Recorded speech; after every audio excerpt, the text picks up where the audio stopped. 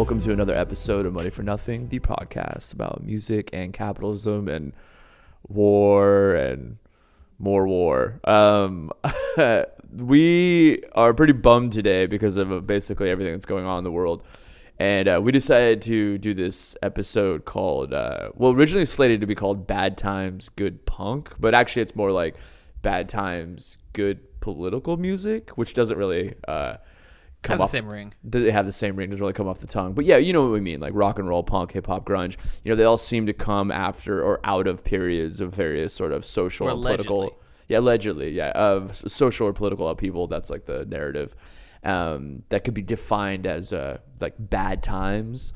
And I guess, of course, what do we mean by bad times? You know, I guess in the U.S., it's usually characterized by something like, I don't know, economic precarity or like political polarization or like some sort of, well, we'll get into feelings, but feelings of the social contract being broken or, and so by this rubric, considering our like engagement with war in the Middle East now and kidnapping heads of states, if not just straight out killing them, we could probably easily say, yeah, currently we're kind of in a bad times moment in the U.S.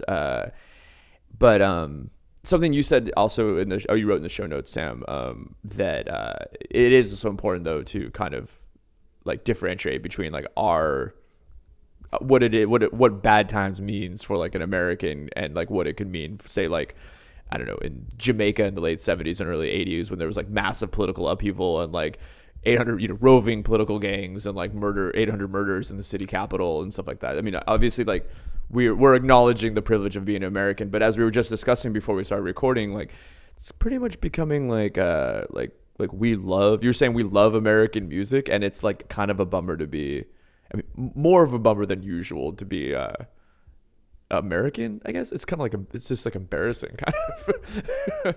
Yeah, no. I mean, yeah, we're both. It's very. I mean, it's such an understatement to be like, oh, this is making us sad. But it's just Sax and I, and this is one of the things that's been floating around in the idea for this episode, right? Sax and I both have spent a lot of our lives thinking and trying to understand the dynamics of American music, and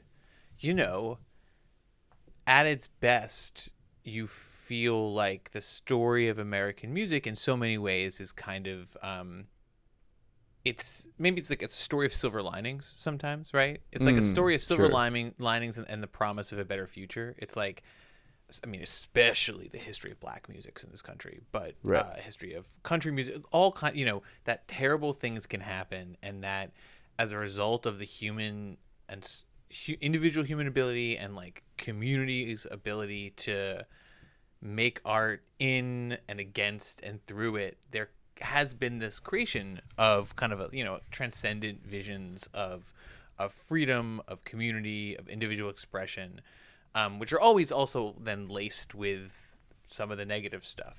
Thinking about teaching a history of rock and roll class this semester, and thinking about Chuck Berry, where it's both like the way Chuck Berry writes about the open highway, right? About speed on an open highway is both like an embodied poetics that is about like the transcendence of freedom and the ability to like escape, but also it's an advertisement for like the Ford Motor Company, right? That's fully implicated in the structures of industrial capitalism, and it's always both and. But anyway, there's always this like open question of like, maybe it's maybe it's worth it, which is not like, it'll never actually be worth it, but like maybe just maybe some good can come of all this. And it is hard, just as you learn more about it, you're like, oh man, it'd have to be pretty good to even come close to like, again, not making up for, but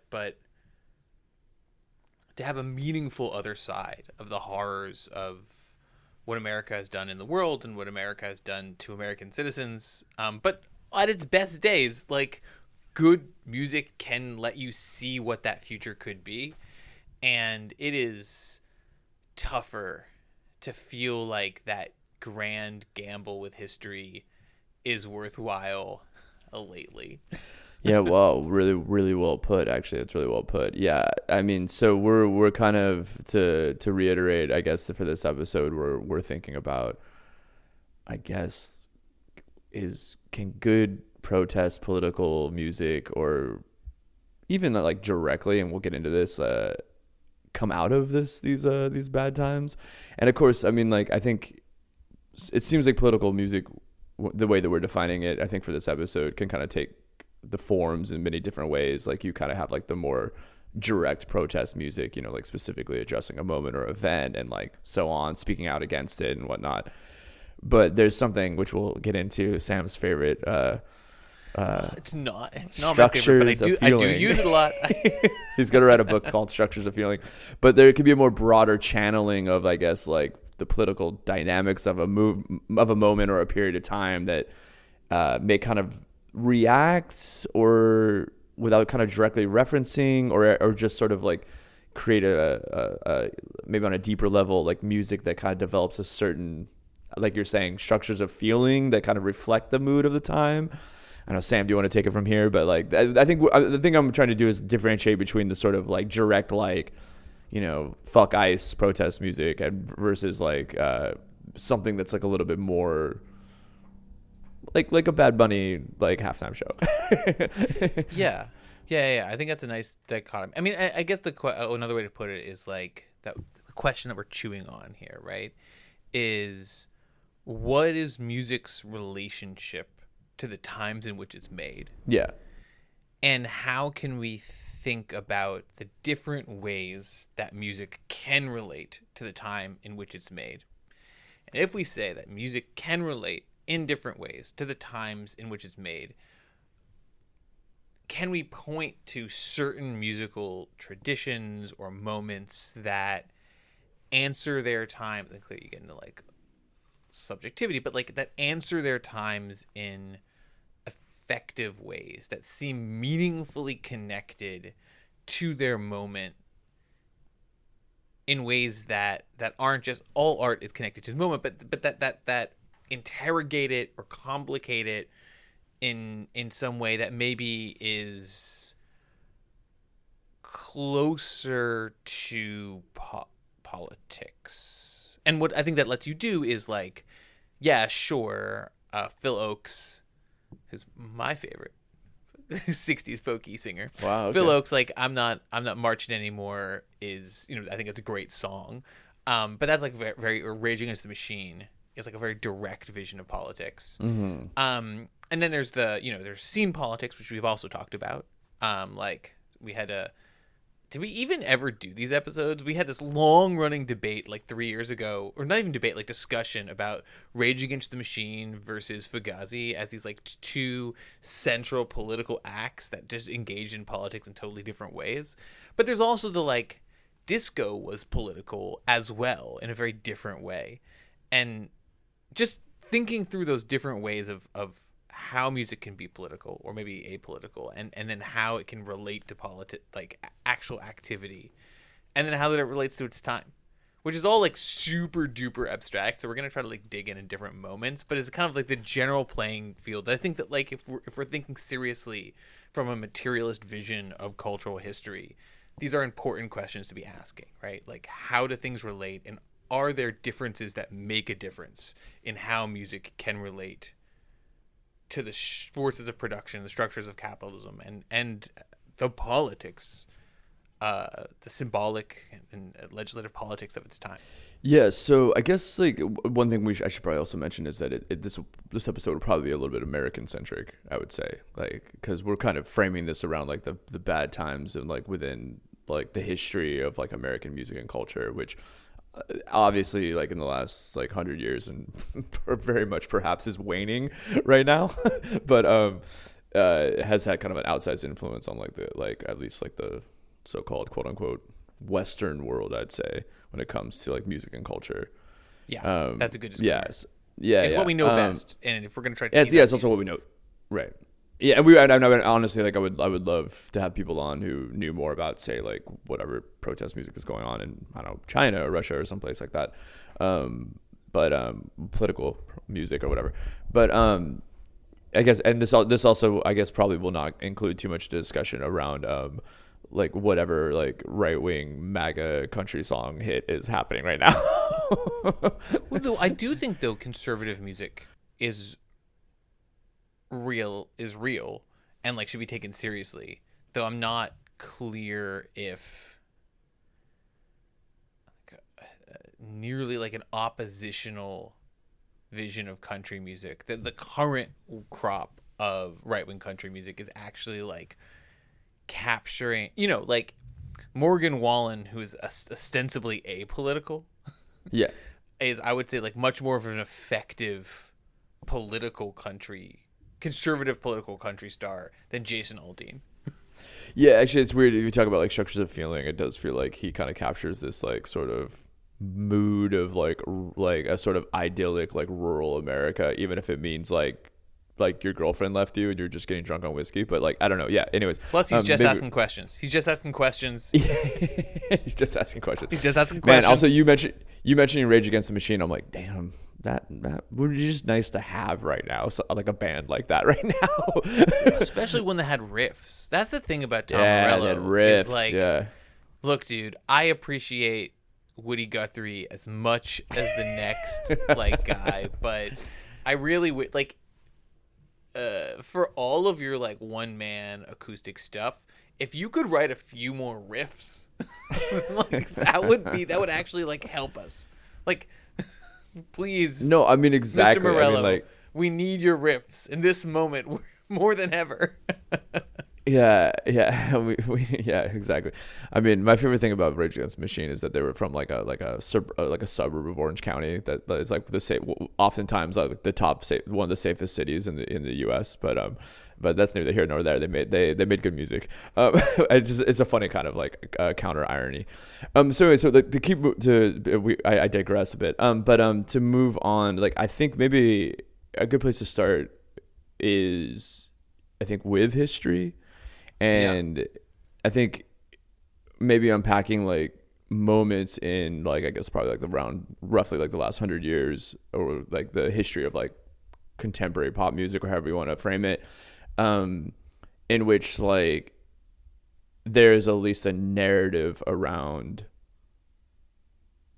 music coming out in response or as like kind of representation of this of like a certain moment of either crisis or stagnation or bad times as we're calling it. So like where do you like pinpoint like one of these narratives that seems to be quite prevalent and like how true is it and like what happened? Yeah, I mean I do think that it is worth thinking about, and just kind of builds on the disclaimer you said earlier, Saxon, is like thinking about what the basic preconditions for this kind of relationship is, right? Like there are moments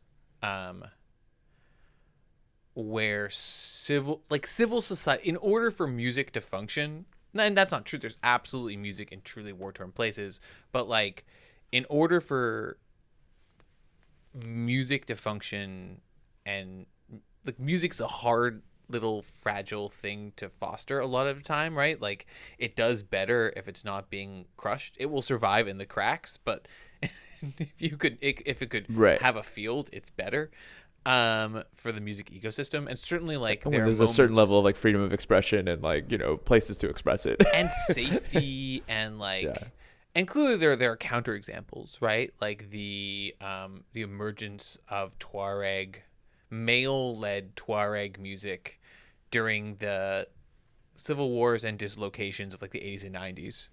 I mean, or like the entirety of like sort of like the classic era of like reggae. I mean, I remember talking to some artists down there, some more studio players, and I remember one guy was telling me, and I'm sad that I forget who exactly it was. Did a lot of interviews there, but I remember one guy telling me that they like cut this record once in like a night, and I go, you just cut all like 11 tracks in one night. He goes, well, there was gunfights outside, so what else are we gonna do? Might as well just stay in the studio and like rip off of like 11 tracks because it was like the safest place to be. Like it's for some people. I mean, some and wasn't Tubby killed right near a studio?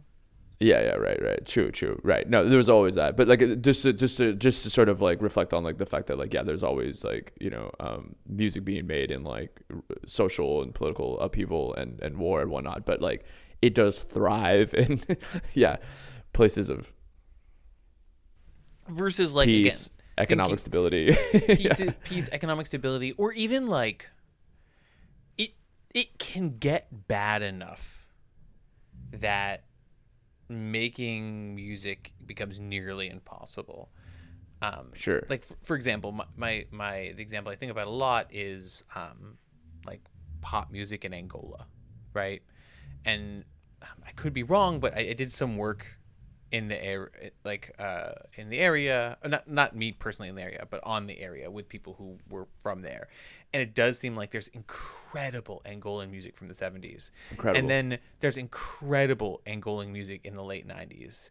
And then like there's a 15 to 18 year gap in Angolan music. And I asked someone and they're like, well, it was pretty hard to make music in that period of time because there's just this absolutely brutal, grinding, multifaceted war and then civil war, and it just and I remember like that when there was like kind of that period of time, probably about 15 years ago, when there was a lot of those compilations coming out of like various countries in like Africa and then also like in like Central Asia and stuff that were like kind of like diving into the archives of like recorded music and like from the 60s into like the 90s that maybe had been unheard and that was repackaged and like sold to music geeks here. But I remember there being every single one of those songwriters got their payout, Saxon. Did you know that? Oh yeah, this is like I remember there was obviously one one of these labels put out a compilation of music from the 70s from Angola.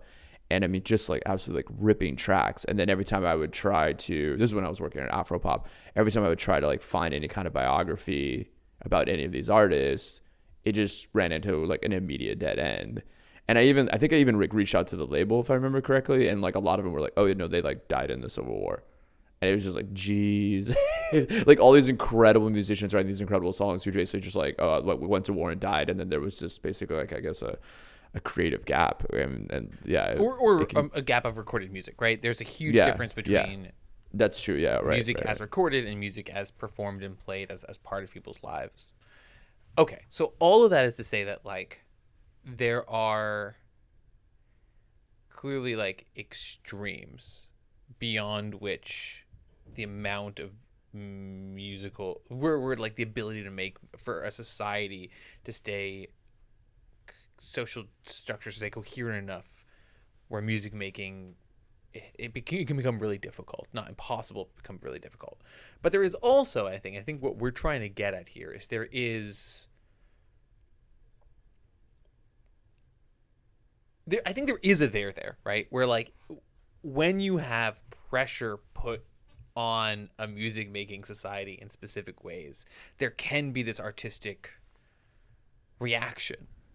Yeah. Right? Yeah. That definitely. can be like profound, and maybe flip across the South Atlantic, right, to Brazil, which undergoes right at this moment of maximum social pressure when there's the incipient military dictatorship of the 70s, which then sends all these artists into exile and makes it much harder to record. But there is that moment of the beginning of the bad times is also a moment of this incredible flourishing of Tropicalia and MPB and all this incredible music that comes out of the social ferment of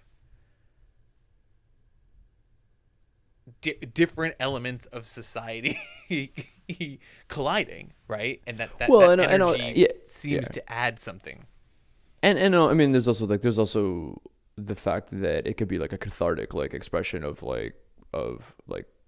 that, or a sort of escapism as well, for a momentary escapism, can be like what's like act of refusal in a sense, to like let yourself be wrapped into the political moment of the time. We're going to write songs that are super sexy and dancey and like fun, like that could be like also a political act. Also, like I think that there's also innovation can arrive because of the fact that like if there is a sort of scarcity, it can kind of break, I guess, like industrial or industry norms of like recording and like what the market wants and stuff. I mean, I'm maybe thinking about like the ways that like maybe hip hop emerged or maybe some like DIY punk or something like that. So I mean, they're like the sort of the constraints of like a bad time like can have this outward pour of creativity, but it's not like there's a limit to that, I guess, is kind of what you're also saying, where it's like, and it's important not to romanticize it. I feel like it's like betwixt and between, right? This is very tricky to get a handle on, because at one level, right, you don't want to romanticize political pressure and be like, oh, you know, the Brazilian music of the late 60s was this like exciting reaction. I like how we said it was going to be American, and we've just given all these examples of other places. That's good. I guess we actually do know more. I mean, we did both work at Afropop Worldwide for a while, so we kind of know our shit, I guess. But okay, continue. Right. Like there's this, you don't want to romanticize it, but you also don't want to say like, oh, pressure happens and there's no, you know, that music can't survive, right? Because clearly music can survive all kinds of incredible things. So I guess maybe what's useful is like to try to narrow down in between those, like, again, what we mean by political music, right? Because there's a maximalist version, which is like all music is political. It's always a reaction to the social settings in which it's being produced. Right. It is always political. And then there's the other version, which is like, if it's not, which side are you on? If it's not it's not a literal union song. If it uses metaphor, it's like, if it's not killing in the name of, it's not political. And like, those are my, like, thinking about this conversation, like those are the complicated quadrants of all the directions I feel like are mutually contradictory, and somehow in between all of those, I feel like there's a there of like musical movements that you can meaningfully say react to bad times and are political. Yeah, no, but I see. So I mean, I think the Brazilian example is actually really good, actually, because I feel like it's not directly like lyrically like, yeah, it's not like a union song. It's not like killing in the name of, but there is a conscious, I mean, my limited understanding of that period of time, there is a conscious, like, we are making this music kind of like as an act of refusal to participate in the growing fascism of our country. And clearly, like, that one's we can guess that they were political because they all had to go into exile. If you have to go into exile, you're more you're probably you're pissing off the regime. You can know if something's political by its enemies, right? Okay, so let's move from like the impossibilities of this conversation. We've sketched out all the ways we're wrong and all the equally contradictory ways that, like, it's impossible to talk about what we're talking about. But also, I do think that it's useful to say, like, things can be more things than other things, which is really silly, like, thing to try to say. But yeah, that's what you pay me. So there's some good academic jargon, critical theory there. Good job. Getting the good stuff. Some things are more things than other things. No, but it's true, right? Like, it's true that it feels like it's if we're going to talk about this in a useful comparative context, being able to differentiate dynamics in, at the very least, like, relative intensity without kind of resolving to overall, like, subjectivity feels like an important part of any kind of Marxist grounded critique, right? Like, some things are more things than other things, which is that's the fancy way of saying it. So, how about the 30s, right? Okay, tell me about the 30s, because this is like this is more your expertise, and like I think that probably we do have a number of listeners who would know more about this, but I think this is like less referenced. Yeah, like, so 1930s, kind of famously a bad time. It's crazy. Like, the Great Depression was so bad. It does hit there's a kind of a myth that like it hits all Americans equally, and we know that's not true, right? That if you were upper middle class, sure, there are like Wall Street stock traders who are reduced to nothing, and it hits a lot of people. But if you're upper middle class, you're more likely to make it through than if you're working poor, because the economy really does grind to a halt. I don't have the numbers in front of me, but it's like high 20s unemployment nationwide. In some cities, for reference, it's like what, like 6% stated right now or something. Yeah, some maybe even lower. Yeah. In certain cities, they think like in Detroit, it's up to 50%. Jesus Christ. Like, you mean Detroit's had it bad more than once? Well, yeah. No, right. So, usually, the country grinds to a halt. There's tens of thousands and hundreds of thousands of people riding the rails from place to place looking for work. There's the Dust Bowl, where like literally a part of the fucks a bunch of stuff. Country's erased. It's really bad. And so, right, there's a kind of bunch of different musical and just cultural currents that respond to that and that are political in different way, right? So this is the high point of like self-consciously political folk music, right? And blues too, right? Yeah, and blues, though. It's an interesting point.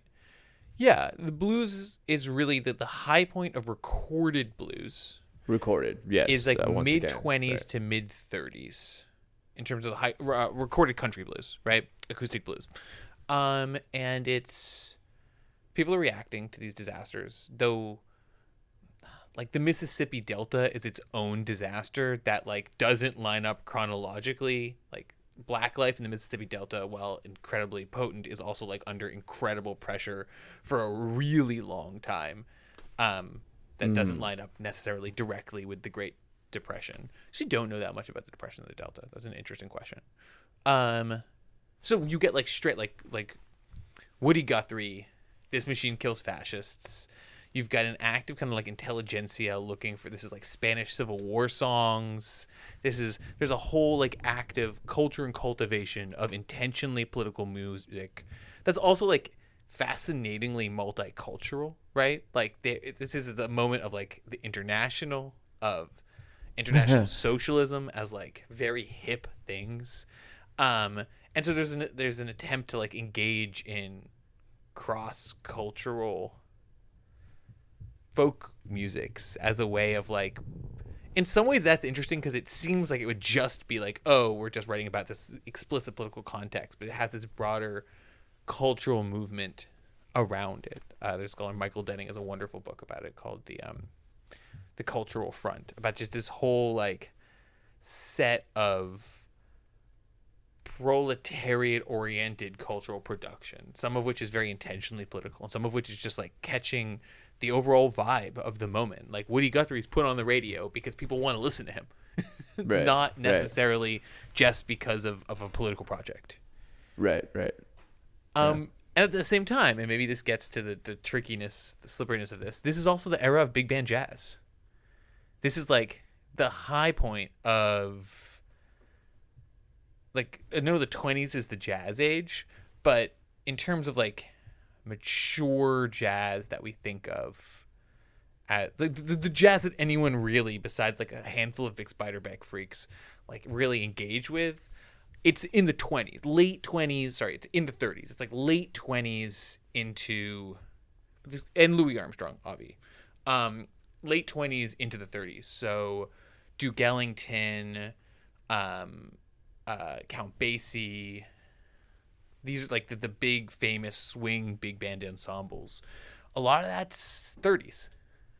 Like, and so why does that complicate that? Because it's I mean, as much as you can say, it's very happy music. I mean, right, Ellington is complicated in orchestral phrasings, but big band swing is fast, it's upbeat, it's tends to be, and this is where listeners, musicologists, legitimately do email us. My sense is that the big band jazz music of the 30s tends to be more major key than that kind of weird, like St. James Infirmary 1920s vampy minor key thing that falls out, whatever that is. So like it's happier. It seems right. I think that's right, but like actually there might we sometimes we say like listeners at us, but like really, like you jazz scholar listening to this, please help me because I'm not sure, but I do think I'm right. So yeah, so like it's right, and that's kind of, and you see that dichotomy across a lot of art forms. Hollywood in this moment is the moment of the talkies, and it's split. There's two big genres that dominate in the 30s. Can you guess what they are, Saxon? All right, so there's two big genres, comedy and war films. I don't know. Not bad guess. Film noirs. Oh, right, of course. Yeah. Which are cheap to make, but are like, and have this imagination of this city that's interesting, and people have written about it. But are also they're gritty, right? Bad things happen to good people, or fine people, or people who appear to be fine all the time. And then the other one is this is the highlight of the movie musical, right? With big, Technicolor, escapist fantasy. Like this is and these aren't like movie musicals where they're still watchable today because they have a plot. We're talking about movie musicals where like there's a very thin, it emerges directly out of the spectacles reviews of Broadway in the 20s. That these are like there's 6 big set pieces and like maybe a plot and a lot of tap dancing. Yeah. And so like those are like that twin thing is, and both of those feel, I don't know, maybe we can say that one is political and one isn't. Both of them are clearly in touch with their moment. In different ways, yeah, for sure. In different ways.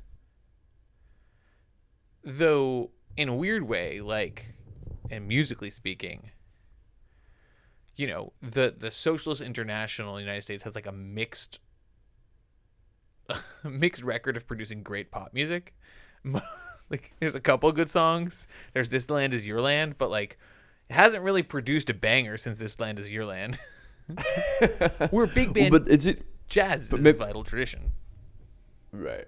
Sorry. Well, but maybe what's interesting is that like if we see like kind of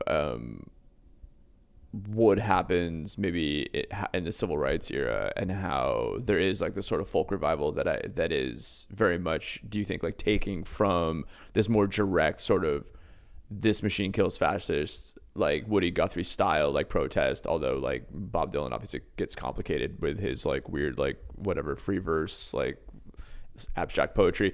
But yeah, like do you think that like the civil rights era, which is kind of, I guess, one the next like sort of maybe bad times that we can like address in the context of this episode, is in a way taking from this period, from like this era? Or do you think it's, I mean, and obviously making it something else, but and do you see that dichotomy? Like, is there that dichotomy where there's like happy-go-lucky Burt Bacharach music, and like is that just like completely apolitical, or is it kind of coming out of also some sort of like other political response of the time? Yeah, in the early 60s. I mean, there again, definitely, if we think about like upswings of political music, the folk revival is one. It's stamped out, it's important to note. It doesn't just go, it's stamped out by anti-communism in the 1950s, late 40s and 1950s.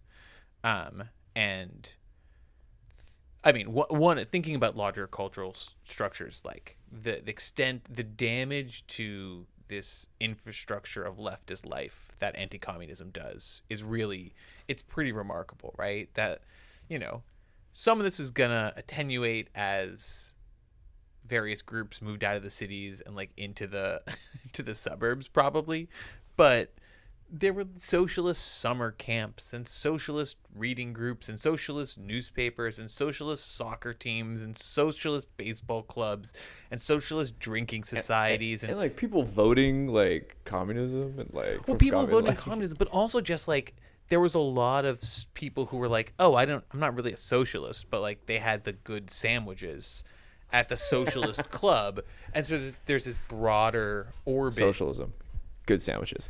Yeah, no. But no. So in the '60s, I mean, maybe take the '60s generally as a really interesting version of Bad Times, right? And maybe, and I think this is like one of the quintessential examples of Right. good music, bad times. Because and also kind of like the time that gets obviously like exoticized and idolized like oftentimes as well. Yeah. Though I have to say, and we were texting about this earlier. Again, I'm teaching this history of rock and roll class this semester, and like, god damn, did a lot of good albums come out in 1967. It's wild. You're like, this album came out and this album came out, and the Velvet Underground, the first one came out that year too. Like, it's really it's an impressive lineup. Like I spent a whole 50 minutes today. We didn't finish the year. Like Well, we'll follow up this episode with the relationship between good and accessible drugs and good music for another episode. Yeah. 1967, 1992. Anyways, okay. Because at one level, and this is what's interesting, I think maybe where we can get to politics and structures of feeling in a little bit of a better sense. And structures of feeling is Raymond Williams' term, which I keep using in show notes, and like I actually don't think I either like or maybe perhaps understand this term, but I do find it kind of useful, and so I keep saying it to Saxon, and then you keep bringing it up in the show. He loves the structures of feelings. Because my understanding of Raymond Williams' way of thinking about this, right, is it's somewhere in between. He's like trying to think through how the different levels or layers of social production work, and like how you can have something that's not quite hegemony, and it's not quite a change in the forces of production, but it's like a more or less sustainable micro block. It's not like a block in a Gramscian sense of like the fruit producers of California and their class interests, right? It's more ephemeral than that, but it can reshape blocks and lead to things in its own way. It's a little bit like a wave, right? What do you mean by blocks? So like a block like that instead of just being like the bourgeoisie, it's like there are different structures within that, often with competing micro class interests. Right. So like Raymond Williams is like the first vibes guy. Yeah.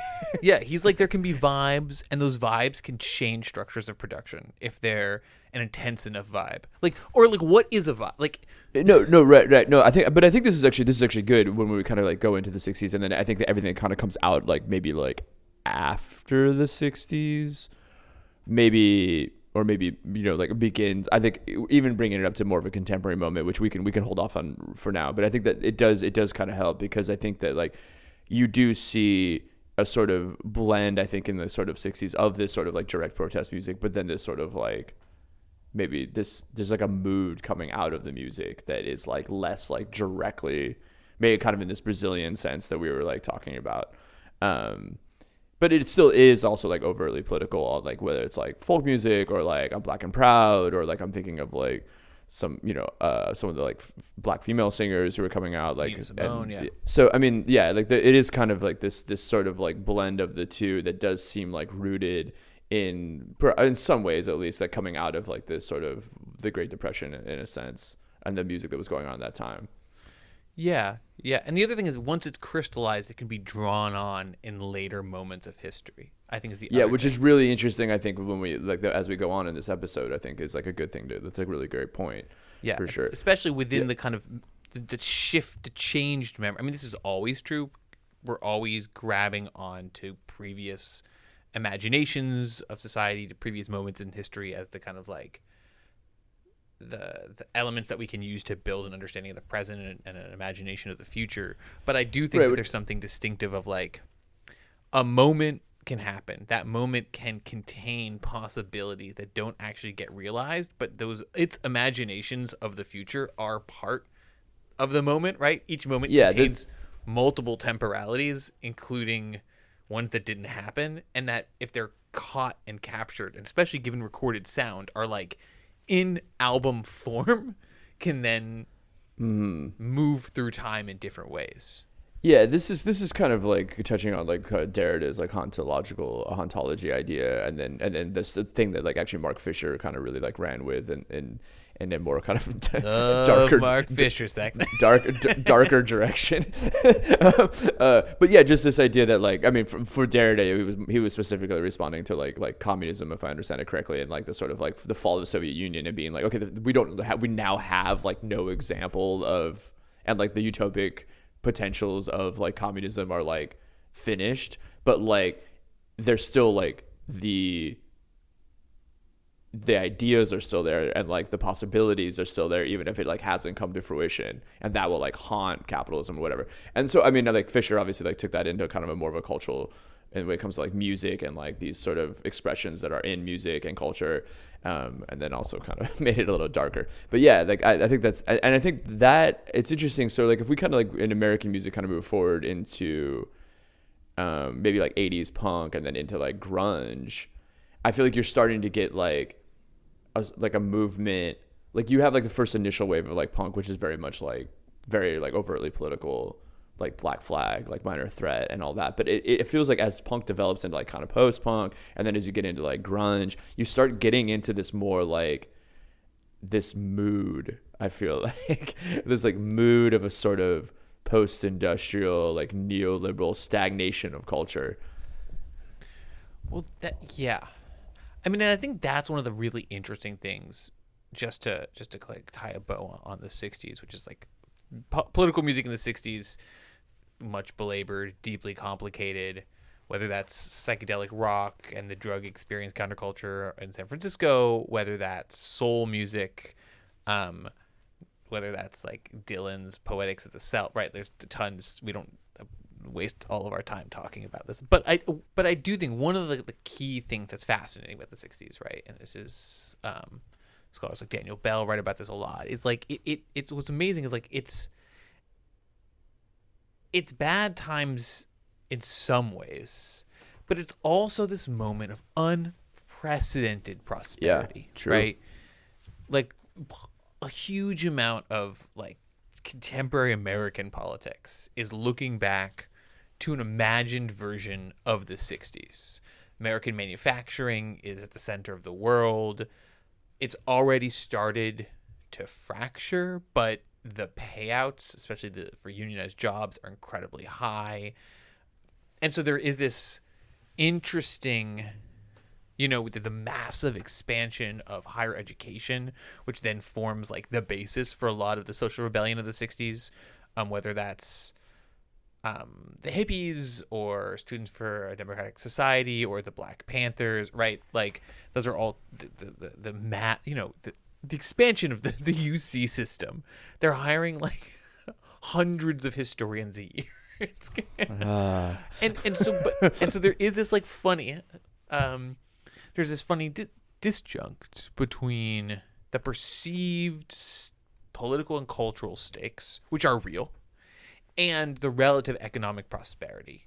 And I can't help but believe the intensity of cultural production has something to do with the tension between those two things. If only that like it's a moment where it's possible to get a job that pays pretty well pretty easily, and that really helps musicians because they can get fired, go on a tour, come back, and an affordable place to like practice. Yeah, things like that. Like if being able to get like equipment, things like that for sure. And I mean, so it's interesting when you, I think, like move into like maybe like late 80s into like, and it's not true in the same way. The economics are different in a weird way. Like in the late 80s into the 90s and 2000s, it almost kind of flips. Where like it's always weird to say that at any moment in America it was ever politically stable. I mean, we're always like causing chaos abroad in many ways. But I think you could say that like maybe there wasn't as much political or even necessarily like social upheaval, like in the ways of like the Vietnam War, but then like there's a sort of stagnation of like the economy, and so it's almost kind of like this weird, there's no more prosperity. It's post-industrial. We're entering like a neoliberal era. So it's kind of like the opposite of that. Yeah. I think that's right. Thinking about or like it flips rather, kind of in a way. Yeah. No, I think that's right. And I mean, I do think like it's impossible to overstate the level of disruption that American society goes through in much of the 70s. But then like the Volcker shock, right, just like crushes unionization. Right. And Reagan crushes unionization. And you get like this fundamental change, but also like a change in imagination, right? Right, yeah. And so then you could argue that there is hardcore punk.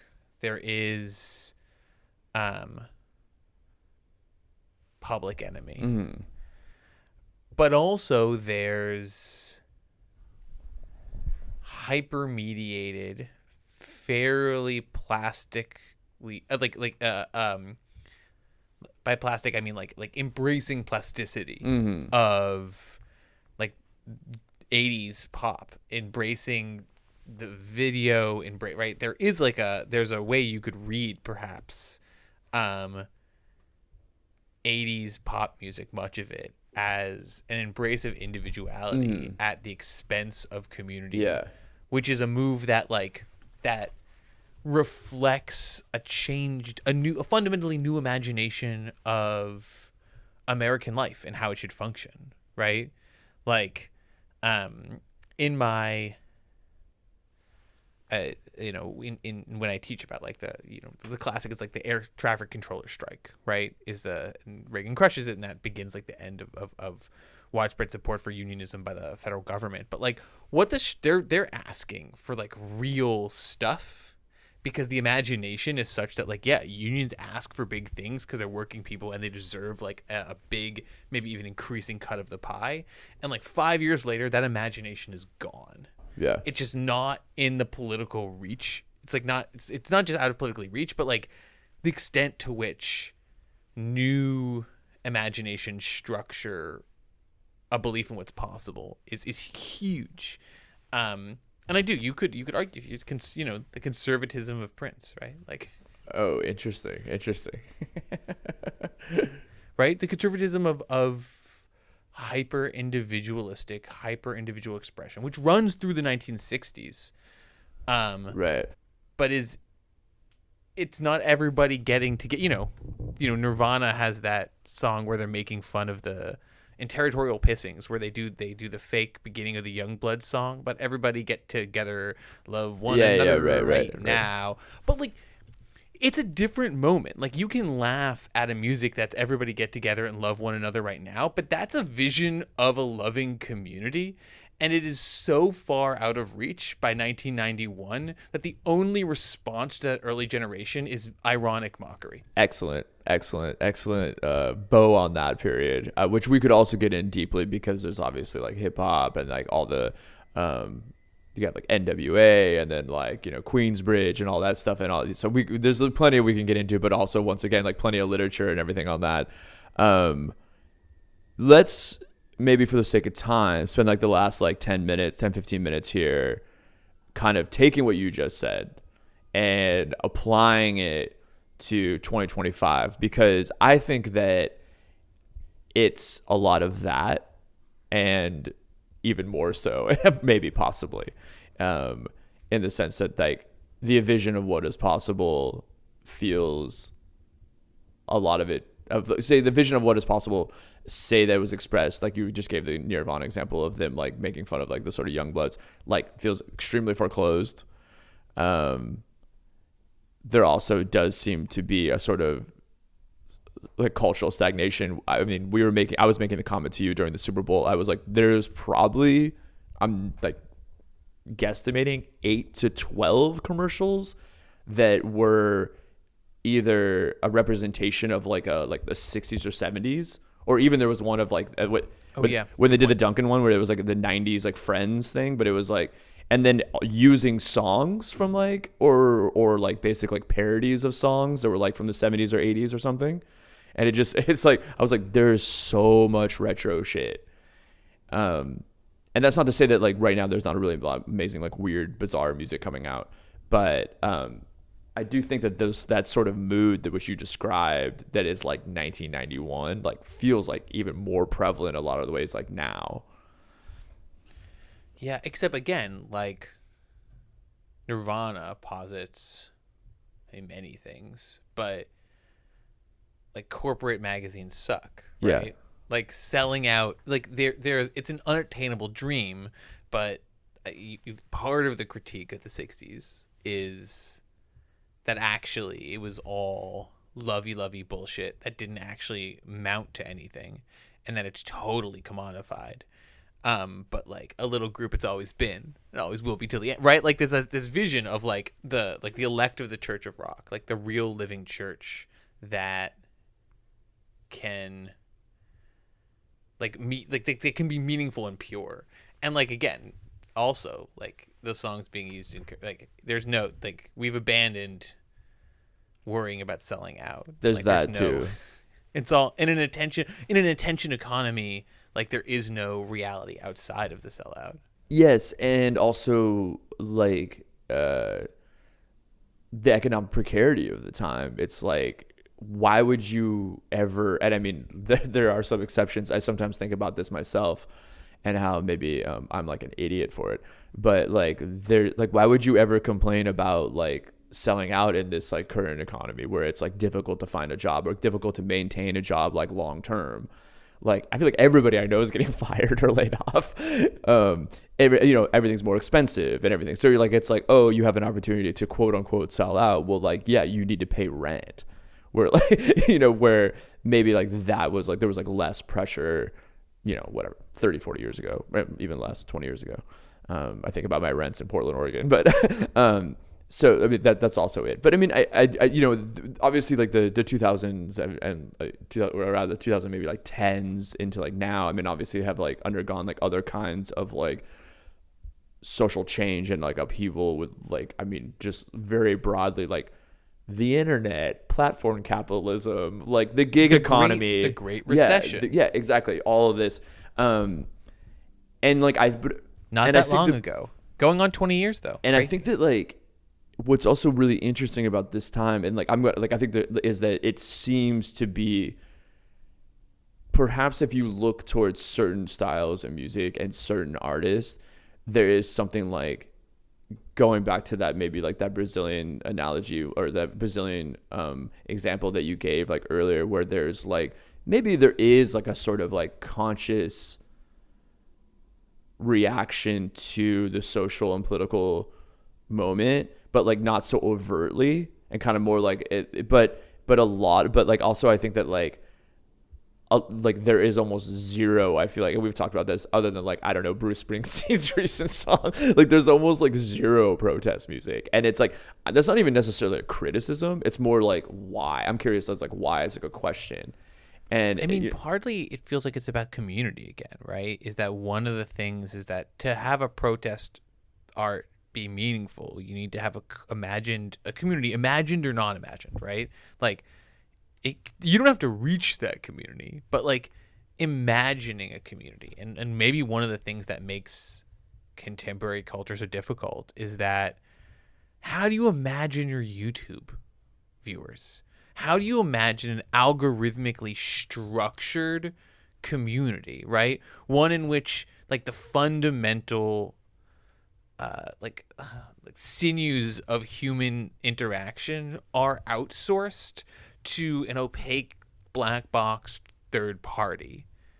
But what's interesting about this is that there's like this interesting caveat, which I haven't really like fully even ever, I don't think, expressed verbally, but I've been kind of thinking about. So bear with me here, where like if there is that kind of like, whatever, I'm going to say something really jargony, but like hauntological nostalgia, right? Of like this past that did have a broader imagination and vision of like a community or like what the a possibility. Is that still here? Does that then reemerge in the sort of like is that I don't a know, there like, there? simulation of that, or like the sort of performativity of that, or is it kind of like emptied out? Does that make sense? Like, if I'm like, I think punk is a really good example, because hardcore punk sounds exactly the same as it did 30 years ago, a lot of it, and like a lot of it, it's like this idea, and like, but like, it's, so for me, I'm like, okay, there's like a lot of this feels like very like retro performativity of like, and you even hear songs about the TV, and I'm like, who's on the TV now? Everybody has their phones. Like, why don't we update it? But like that period of time did have like maybe this like vision of something better, or the possibility of like something that's oppressive falling or whatever. And so you having that sort of happen, but is it just purely expression now? Is it just purely performativity, or is there like the actual politics ingrained into the fabric of that still exists, even if it is like a sort of retro mania? I mean, thinking back to the 60s. Yeah, okay. Thinking back to the 60s is a useful example here, maybe, right? Like, the folkies of the 60s, they're severed from the political roots of the Popular Front. They're severed from the possibility of actually engaging, so much as anyone actually did, with, like, the romantic, capital R, romantic, capital F folk, right? That there's something, this idea that the 30s very much had, that there's something real and authentic in laboring people's music. Partially because, like, the laboring people of the most accessible to the folkies of the 1960s are, like, unionized factory workers, and don't want these college educated, I mean, as much as anyone ever did, don't want these, like, college educated lefties coming to their house in Long Island. Like, no interest. But right, there is this imagination of politics. There's the careful cultivation of affect, which at one level is totally performative. And at the other level is all social roles are performances. If you perform a certain social role, you do take on certain aspects. It does help to a certain extent, like drive people towards engagement with the Black freedom struggles of the early 60s. But then also, and this is, I think, the key moment, right? The folk revival of the 60s, if 1965 doesn't happen, if the British invasion of 63 doesn't happen, if the crossover where those traditions that have been kind of in a reservoir get dumped wholesale into the capitalistically effective, commercially oriented, full engagement with the structures of modern societies of mass consumption stew of rock and roll, right? If they don't get dumped into that, I don't know how much they matter, but there's this moment of crossover, and it's like Dylan, to a certain extent, like a Rolling Stone, if we're going to pick a pivotal recording that like gets a lot of attention but deserves it, all of a sudden all of that energy gets dumped into music that moves differently in the world, and all of a sudden it stops being cosplay and stops being like rehearsal, and every major band of the 60s is ex-folkies who learned a bunch of traditional songs in coffee houses and all of a sudden have Marshall stacks. Like, that they all have the same trajectory, pretty much. That critical first generation of bands. And so it does change the politics, clearly. So, you don't know what contingent things can happen. You don't know whether a whole bunch of people listening to Nirvana and fantasizing about what an authentic, self-consciously authentic, anti-consumerist popular culture, even if they're engaging with it through the algorithms of TikTok, right? So, like, contradictory, but so were the 60s. You don't know, like, what could change that could allow that to suddenly, those traditions, those carried forward structures of feelings to suddenly matter in a different way if they're put into a different context, maybe. Yeah. Building on that, I was thinking, you brought up Mark Fisher, right? And like ideas that there is no future. And one of the crazy, we were promised jetpacks, right? Yeah. And one of the crazy things is the sense that we actually, the last 5 years, new things started happening, right? This is not just technologies we've had for a while in a slightly smaller package. This is, some of the generative AI stuff is fundamentally new. Maybe you could say it's some of these are technologies that were possible in research labs or specific like high level data crunching, but like their distribution through society is very, very different. And one of the things that's fascinating, I feel like, is the sense that for a long time, my take on some of the our conversations, right, is like new things aren't happening and therefore there's not a vision of the future, right? Kind of a simple if then. But now new things are happening and it still feels like there's not a vision of the future. And in this conversation and thinking what you were saying about kind of this like ontological potentials of popular culture's past, it made me think that actually maybe my understanding wasn't accurate, right? It's not that there's not a vision of the future. It's that there's not a vision of the future that you or I, or probably you, if you're listening to this podcast, or most of the people I know, feel like has anything to do with us. Feels like it's a vision of the future that is being imposed. It's a vision of the future that a fairly select group of people are fully in on and are using social power to build, and political power and economic power and military power to build, and that vision of the future feels the choice is either to buy in or to have no vision of the future, right? And this conversation, again, building on this, is like it still, you don't know what happens. The only thing we do know is that it's never what we expect. Right? It's the only 100% accurate rule of the future. It doesn't matter what kind of prediction engine you have. And so that these older visions of the future, just because we don't know yet how they could be wired back into the cultural imaginary, into like our social practices, it doesn't mean that they can't be or that they won't be. Yeah. And just knowing that like there's a difference, I think, between like there's no vision of the future and there's a vision of the future that we just haven't figured out. Yeah.